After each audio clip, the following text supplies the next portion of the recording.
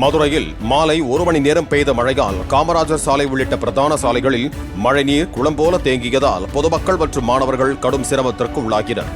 வாகனங்கள் மழைநீரில் சிக்கி மெதுவாக ஊர்ந்து சென்ற நிலையில் வீடுகளுக்கு திரும்ப இருந்த மாணவ மாணவிகள் பேருந்து நிலையங்களிலேயே நீண்ட நேரமாக காத்திருக்க நேர்ந்தது.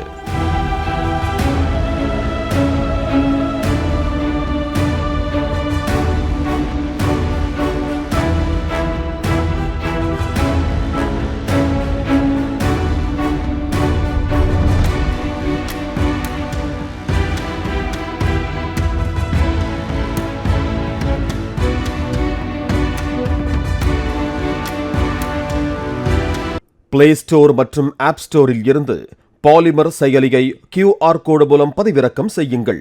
செய்திகளை உடனுக்குடன் பெறுங்கள்.